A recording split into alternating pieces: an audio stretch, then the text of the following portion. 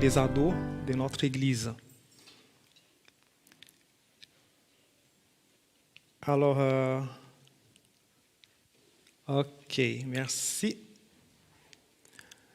Alors aujourd'hui, c'est le culte pour marquer la fin du caté. Alors, caté vient du catéchisme. Et je cherchais une définition, je trouvais très intéressante, celle-là. Méthode d'enseignement des doctrines de la foi chrétienne qui tient compte des possibilités d'assimilation de ceux auxquels il est destiné. Alors, c'est vrai que nous avons passé des temps ensemble, convivial, mais c'était plutôt, nous avons mis l'accent sur la parole de Dieu. Nous avons lu ensemble, nous avons étudié la parole du Seigneur et je crois que les ados qui sont là présents, vous avez pu se forger une idée, une base solide dans la foi. Et j'aimerais savoir, ici dans la salle, il y a beaucoup de personnes qui ont fait un cours de discipulat ou du catéchisme. Oh, c'est beaucoup, presque la majorité des personnes a fait un suivi. Vous avez des bons souvenirs de ces temps? C'était bien? Oui? Ah oui, quelques oui, c'est bien. C'était super? Oui, on a entendu quelques oui aussi parmi nous. Et nous avons vécu ces temps merveilleux. Mais j'aimerais souligner ce matin que c'est un temps qui ne s'arrête pas aujourd'hui. Pour vous quatre et pour nous tous. Nous voulons toujours et nous pouvons toujours grandir dans la connaissance de notre Seigneur. Alors, toutes les églises ont des petits sigles de nomenclature que parfois on n'arrive pas à saisir. Alors, ici dans notre église, il y a la garderie et elle est destinée aux enfants de 0 à 4 ans. Ils se retrouvent ici. Quand est possible, quand il y a des personnes disponibles pour le faire. Après, nous voyons ici les cadeaux. C'était la nouvelle nomenclature pour l'école du dimanche. Et les moniteurs s'occupent des enfants de 4 jusqu'à 12 ans. Et après, il y a le déclic. Voilà, c'est notre culte aujourd'hui. Alors, c'est les jeunes de 12 à 16 ans. Et on se rencontre environ 2 fois par mois. Auparavant, c'était vendredi et après dimanche, mais maintenant, nous avons pris la décision de nous rencontrer le vendredi soir. Et après, il y a l'équipe Faith, les KF, c'est les jeunes de l'Église, le groupe des jeunes, alors de 16 ans à 24 ans. Ils se rencontrent tous les vendredis à partir de 20h dans la salle au sous-sol, dans le bâtiment à côté. Ils vivent des temps de louange, d'enseignement, d'échange et de convivialité. Alors, le thème de ma prédication ce matin, c'est « Disciples du Christ pour toujours ». Wow, c'est quelque chose qui ne s'arrête pas lors d'un culte. Quand on marque la fin, mais ce n'est pas la fin, peut-être c'est un nouveau départ pour vous et pour nous tous qui sommes là présents. Alors, pour être disciple du Christ, tout d'abord, c'est un choix. On peut choisir ou pas. Toutes les religions, il y en a beaucoup dans ce monde, ils cherchent des personnes pour suivre, pour devenir des disciples. Il y a quelques-unes qui même obligent les gens, parce que tu es né comme ça, tu es obligé, tu n'as pas le droit de sortir, d'aller ailleurs. Tu es obligé de rester ici. Mais lorsque Jésus est venu pour appeler ses disciples, il a laissé très clair que c'était un choix. Personne n'est obligé de suivre Jésus. Alors, lisons le texte de Jésus. Lui-même a dit, Matthieu, l'évangile de Matthieu, chapitre 16, versets 24 au 27. Alors Jésus a dit à ses disciples, « Si quelqu'un veut être mon disciple, qu'il renonce lui-même, qu'il se charge de sa croix et qu'il me suit. C'était un appel, mais Jésus a mis aussi des conditions pour être ses disciples. Parfois, c'est intéressant de voir, ce n'est pas simplement la religion qu'il a des disciples. Par exemple, il a les arts martiaux, il a toujours un maître, il a le disciple. D'autres sports de compétition, il a aussi un maître, il a le disciple. Alors le maître essaie de passer tout ce qui est possible, de l'expérience, des informations importantes. Et les disciples, ils essaient d'imiter le maître. Et c'est exactement comme ça que le mot chrétien est apparu. En fait, c'était à Béret, il y avait un groupe de personnes qui ont accepté, ils ont fait le choix d'accepter Jésus comme le maître. Alors ils ont essayé d'imiter la vie de Jésus. Et toutes les personnes autour, ils ont remarqué que leur vie était quelque chose de spécial. Vraiment, ça les touchait. Alors ils ont dit, comme ils sont tellement, ils se rassemblent énormément avec le Christ, on va les appeler de chrétiens. Alors, ce n'est pas une nomenclature que les gens se sont donnés à eux-mêmes, les disciples. C'est les autres qui les appelaient chrétiens parce qu'ils paraissaient énormément, ils se rassemblaient énormément avec le maître. Et c'est ça, en fait, le but pour nous tous. Alors, être mon disciple, Jésus dit, vous voulez vraiment être mes disciples? Voici la première condition. Renoncer soi-même. Et alors, vite, on rend compte que ce n'est pas vraiment possible d'être disciple du Christ et en même temps, disciple des autres. Jésus m'a dit, vous ne pouvez pas servir à 2 maîtres, parce que non, vous allez plaire un et déplaire l'autre. Vous devez toujours faire un choix. Et ça passe par là. Cette renonce à nous-mêmes. Deuxième chose, il se charge de sa croix. Il suit Jésus. Alors on peut voir ici que ce choix, c'est renoncer soi-même, c'est charger de sa croix et suivre Christ. Alors peut-être il y a des gens qui vont dire, c'est le caté, est-ce que je recevrai aujourd'hui une petite croix pour porter comme ça? Un petit bijou, ce n'est pas ça, c'est pas de ça que Jésus parlait. Il a dit que la croix, c'était un symbole de souffrance. Alors, on est appelé pour souffrir. On ne cherche pas la souffrance. Mais peut-être, la souffrance peut arriver jusqu'à nous. C'est arrivé avec beaucoup de nos frères et sœurs qui nous ont précédés dans la foi, depuis les premiers disciples. Ils ont tous souffert, mais ils ont fait le choix. Suivre Jésus. Ésaïe, chapitre 50, verset 4 dit, « Le Seigneur, l'Éternel, m'a donné le langage des disciples pour que je sache soutenir par la parole celui qui est abattu. Il réveille, oui, matin après matin, il réveille mon oreille pour que j'écoute comme le font des disciples. » C'est tellement spécial. Prendre du temps pour écouter le Seigneur. Et tous les vrais disciples, ils prennent du temps pour écouter le Maître.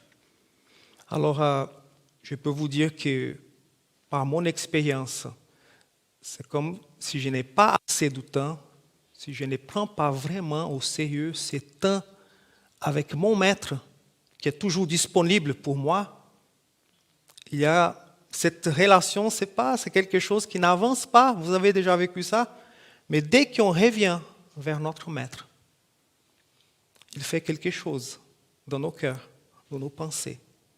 Et tout à coup, nos oreilles sont débloquées pour écouter sa parole, pour comprendre.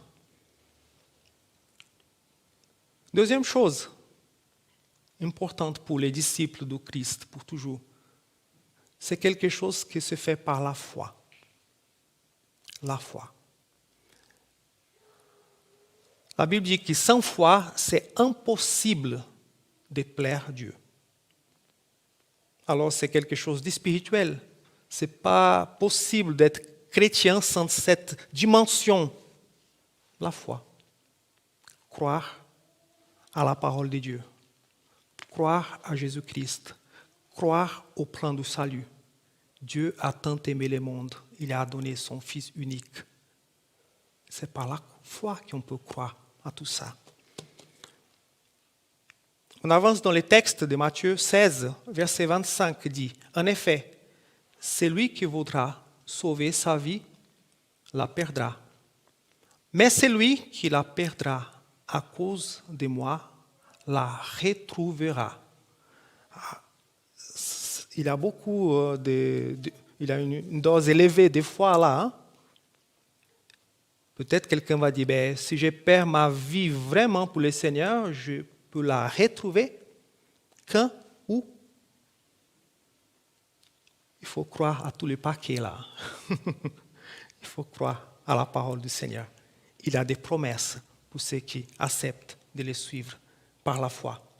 Que servira-t-il à un homme de gagner le monde entier s'il perd son âme? Ou qui pourra donner un homme en échange de son âme? Éphésiens chapitre 2, verset 8, c'est l'apôtre Paul qui écrit.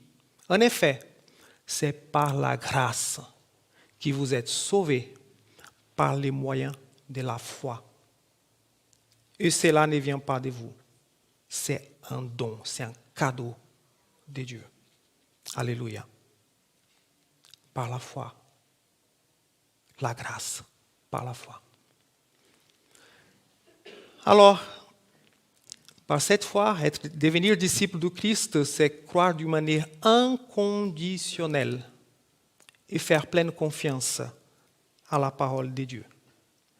Troisième chose que j'aimerais dire ce matin, pour être de vrais disciples de Christ pour toujours, ça c'est notre espoir. C'est notre espoir. Parce qu'il y a beaucoup de choses que Jésus a dit qu'on n'arrive pas à voir ou comprendre pleinement. Les choses qui vont arriver dans la fin du temps, son retour, il va venir chercher tous ses vrais disciples et que nous tous ce matin puissions être comptés parmi ceux qui vont monter lorsque Jésus reviendra. C'est quelque chose qui parle de l'espoir. On croit à lui, on fait le choix, on avance avec lui, mais le verset 27 dit, en effet, le Fils de l'homme va venir. C'est notre espoir. Il va venir et il reviendra. Dans sa gloire, dans la gloire de son Père avec ses anges. Et alors, il traitera chacun conformément à sa manière d'agir. On passe tous par ce défi de faire quelque chose et dit, ben, c'est injuste, comme les autres me traitent, ou bien ce qui m'arrive, ce n'est pas juste. Est-ce que Dieu ne voit pas? Est-ce que Dieu ne voit pas le méchant de ce monde? Parce que parfois, les gens vont toujours jeter la faute sur Dieu. De tout ce qui ne joue pas dans ce monde, la faute, c'est à Dieu. Mais il va venir. Il va mettre de l'ordre dans toutes choses. Il traitera chacun conformément à sa manière d'agir. Alors, lorsque je suis un vrai disciple du Christ, je fais les choix. Je porte ma croix. Jésus, le Seigneur, il voit ma manière d'agir. Il voit ta manière d'agir. Il voit notre manière d'agir. Alors, le Maître viendra et la fidélité des vrais disciples du Christ sera récompensée. Alors, disciples du Christ, c'est un choix, c'est par la foi, c'est notre espoir. J'aimerais que vous gardez cela dans vos cœurs, que Dieu puisse nous aider, nous tous, à devenir des disciples du Christ pour toujours. On ne sait pas encore combien de temps Dieu nous donnera sur cette terre, mais qu'on puisse garder la foi jusqu'à la fin. L'apôtre Jean, dans les livres d'Apocalypse, chapitre 3, verset 11, il a entendu les paroles du Seigneur qui disaient « Je viens bientôt. Tiens ferme ce que tu as, afin que personne ne prenne ta couronne. » Alors, il va donner à chacun, selon ses œuvres, là, il y aura la récompense. Ici, parle d'une couronne. Il y aura tellement de choses merveilleuses qui sont réservées pour les vrais disciples du Christ. Et que Dieu nous aide à tenir ferme. Ce matin, j'ai parlé avec les 4 qui sont là. Il dit, que Dieu vous aide à tenir ferme. Ce n'est pas la fin de quelque chose, peut-être c'est un début d'une nouvelle relation avec le Seigneur. Et les offres de ces mondes, il y a tellement d'offres, même quelques offres terribles, qui peuvent détruire la vie de nos jeunes. Mais vous, tenez ferme jusqu'à la fin. Soyez de vrais disciples du Christ, parce que la récompense est déjà réservée pour vous et pour nous tous. Amen. Alors, j'aimerais vous inviter pour un temps de prière. Peut-être tu as fait ton caté il y a une vingtaine d'années et voilà, mais tu te sens un peu vide. Tu as perdu ces contacts directs avec ton maître. Peut-être c'est ce matin, il vous invite à rétablir cette relation disciple-maître, maître-disciple. Reconnecter avec le Seigneur. Alors, je vous invite à la prière. Fermez vos yeux et le Seigneur est là, le Saint-Esprit est là. Il est capable de connaître il songe nos cœurs, nos pensées. Il connaît tes pensées, ton cœur. Et il t'invite ce matin à redécouvrir cette relation qui peut-être a été perdue, affaiblie quelque part. Merci Seigneur, car tu es là. Quel privilège que nous avons, Seigneur, de te connaître. Pas simplement comme un maître, mais aussi comme un père d'amour, un Dieu de grâce, un Dieu qui nous sauve, qui nous transforme, qui nous aime, qui nous accorde tout dont nous avons besoin. Nous te rendons gloire ce matin, Seigneur. Parce que ta parole dit que ce n'est pas que nous t'avons aimé, mais toi, tu nous as aimé le premier. C'est toi qui as fait le premier pas vers nous.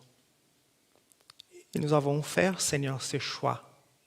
Le choix de devenir des disciples du Christ, de suivre tes pas jusqu'au bout. Alors, si je te demande par l'aide de ton Saint-Esprit, viens aider toutes les personnes qui sont là, qui peut-être sont affaiblies dans la foi. Ils ont besoin de revigorer, Seigneur, la communion avec toi. Viens par ton Saint-Esprit, touche le cœur. Tu es celui qui peut transformer. Tu es celui qui peut renouveler toutes choses pour ta gloire et pour ta louange. Reçois, Seigneur, notre adoration ce matin. Et nous prions, Père, que les jeunes, nos jeunes amis qui sont là, du déclic, qu'ils puissent garder leur foi au nom de Jésus. Amen.